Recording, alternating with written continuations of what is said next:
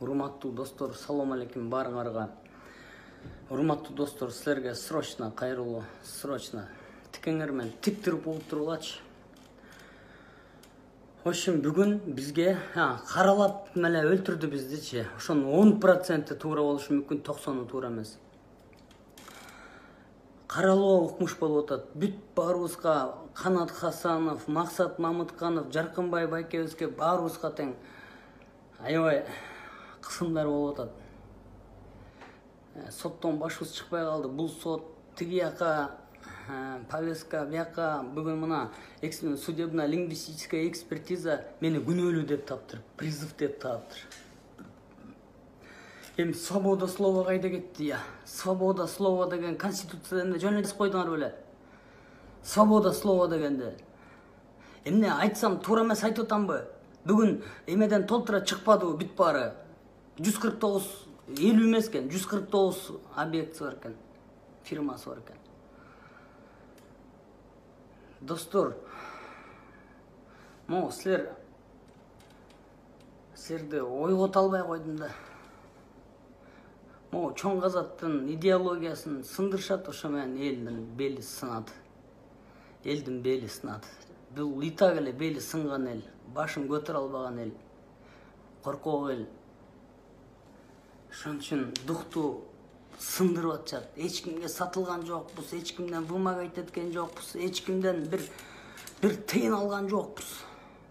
Да $100 көтөрүп келип атышат, $500 көтөрүп келип атышат, 1000 сомун көтөрүп келип атышат, 15.000 сомун көтөрүп келип атат. Патриоттор. Платформа деген жигиттер 30.000 сом алып келишиптир. Мисал айтам да, рахмат. Рахмат, просто от сердца рахмат. Ушул идеология өлөт, ошо менен бүтөт баары. Абыке Көбөштүн балдары көп экен, чоң казат. Элди мен жакшы эмет албай калдым. Эртең информация келди, мени камашат дейт. Эмне десеңер ошо кылгыла, достор.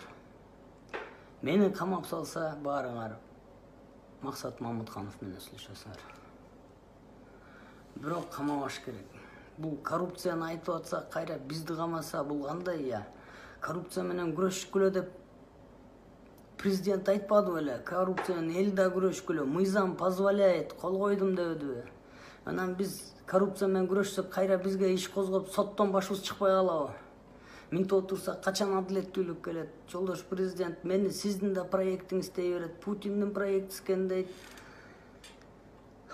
Байболов дейт, Мыктыбек Абдулдаев дейт, ЦРУ дейт, ФСБ дейт, көп жазып атышат. Эч кимдики эмеспиз, эч кимдики эмеспиз. Эгерде ушундай бирөөнүн проекти болсо, ушундай отурбайт белек. Достор, так что ушул момуну көбөйтүп койгула, момуну эметип койгула. Бул мамлекетте адилеттүүлүк менен күрөш болбой калыптыр, такыр болбой калыптыр. Адилеттүүлүккө жаркын эле Кыргызстандын жаркын элесине күрөш болбой калыптыр, бүт баары маңкурт болуп калыптыр. Бийлиги да бүт баары маңкурт болуп калышыптыр. Бийлиги кансоргуч, элдер маңкурт болуп калдык. Мындай такыр чыга албайсың мындайдан. Силер колдошуңар керек да. Эчтеке не призывай, угуп тургула. Азыр мен силерге бүгүн кечинде конкретно видео обращенияны Канат Хасанов же дагы Максат Мамытканов жазайт. Конкретно менин сахарым көтөрүлүп атат, ооруп атат, ичимде ооруп атат. В общем, достор, давайте ойгонгула. Я вас не призываю бирдемени талкалагыла деп, ойгонгула баарыңар, ойгонгула. Бүгүн Максат Мамытканов же Канат Хасанов айтат, в общем, чоң казатка полный жерден давить этип башташты. Коррупция менен күрөш такыр мүмкүн эмес экен. Такыр мүмкүн болбой калыптыр. Я вас поздравляю. Макул, жакшы тургула достор, ушуну көбөйтүп койгула, бөлүштүрүп койгула, колдооңорго рахмат. Бир турсак азыр до конца турабыз, кое тургула, айтабыз дагы, эчтеке чаңбудың салбай тургула.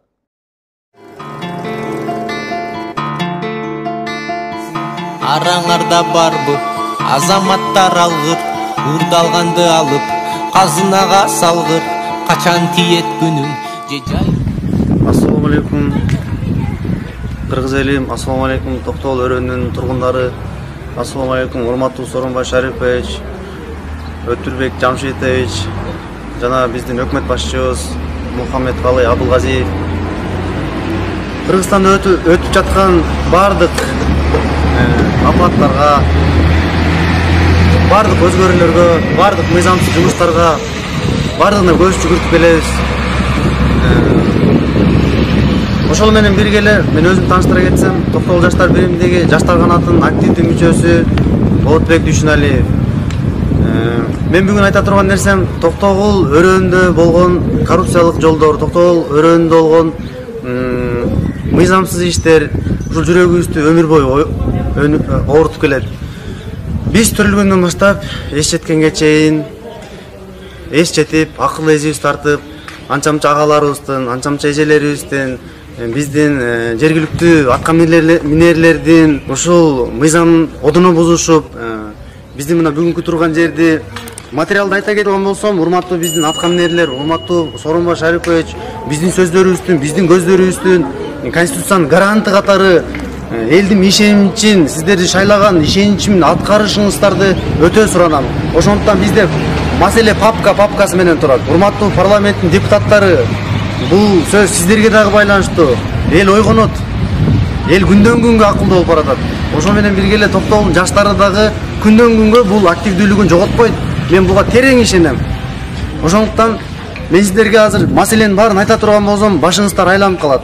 Ошондуктан биздин атка минерлер, биздин 6 миллиондун тагдырына кайдыгер карабаган биздин чиновниктер, мен бүгүнкү кайрылуум, мен жалгыз кайрылуум эмес, элдин кайрылуусу. Бул үйүндө карылыгын өткөрүп, үйүнөн чыга албаган ата-энелердин кайрылуусу, боюнда бар кыз-келиндердин кайрылуусу, жумуш менен бүгүнкү күндө коронавируста жашоосу менен алек болуп аткан карапайымдын кайрылуусу. Бүгүн коронавирус маалында элдер чогула албады. Антсе дагы мен өкүл кылып жөнөткөнүнө байланыштуу мен өзүм оюмдун сиздерге терең жүрөгүңүздөргө жеткирүүнү тура көрдүм. Негизи коронавирус 1-1,5 айда Кудай буйрса бүтөт. Бирок биздин денебизге, биздин коомубузга, денебизге кан таладай жармашкан биздин чиновниктердин көз карашы бүгүнкү чейин өзгөрбөйт. Ошол кан талаган чиновниктердин кылган аракеттеринен биздин Токтогулга стратегический объект деп коет. Бул мынакей мисалга алайын, бүгүн папканын баарын тийиштүү органдарга, папканын баарын ошол заинтересованный лицолорго бардыгына бергенге жана ошолор менен биргеликте кызматташканга даярбыз. Бүгүн биздин сөз кыла турган, майнап чыгара турган, сөз кыла турган жерибиз ошол Токтогул авто бекети. Мынакей 28 айлыбыз бар бизде. Ошонун баардыгы ушул жерде. Мына мен кичинекей кезимде сары автобустар менен каттачып, ошонун баары жок боло отуруп, бул биздин раматтылык акыныбыз айткандай, жолдор кенейген сайын ишибиз тарлашат экен. Күндөн күнгө отуруп мына жолдун баары түгөндү. Күндөн күнгө отуруп биздин базарыбыз вокзалга айланды. Айланасында тыгын. Адамдардын өнүгүшүнө жолтоо болуп атат. Ошолордун бири мына вокзал маселеси. Жеке менчикке өткөрүп, жеке менчиктен бүгүн корголуу маселесинде турат. Эртең королуп мына могул жакта үйлөр курулуп турат. Урматтуу элим, урматтуу Сооронбай Шарипович, ушуларды эсиңиздерге алсаңыздар. Сооронбай Шарипович, сиздин өзүңүздүн сол бесте айткан сөзүңүз бар. Ошого таянып, сизге ишенич менен жана башка активдүү депутаттардын кылган аракеттерине ошолорго биз дагы үнүбүздү жеткиребиз, кошулабыз, биргеликте болобуз, Кыргызстанды өнүктүрөбүз деген максатта сиздерге кайрылуу жазып атабыз. Бүгүн Красная книга чыгарып, мынакей Токтогул районунун бекети өтүп, эртең ошол эле карапайым элге арендага берилет. Эбегейсиз зыяндар келип атат. Эбегейсиз. Буну айтып азыр ооз менен жеткире албай турган маал болуп атат. Ошондуктан урматтуу Сооронбай Шарипович, өзүңүз айттыңыз эле, жаштар демилге көтөрүп, жаштар маселе көтөрүп чыксаңар, эмне үчүн колдобойбуз деп мен терең ишенем. биздин сөзүбүздү кабыл алып бир чара көрүп берет деп терең ишенем. Эгерде сиз ушул кадамдарга барган болсоңуз, сизди партиясыз, сизди кошаматсыз, сизди эч нерсесиз шайлап бергенге биз даярбыз. Себеби бизге нак лидер керек болуп атат. Нак лидер, Кыргызстанды тарыхын өзгөртө турган. Кыргызстаныбызда тынччылык болсун, молчулук болсун.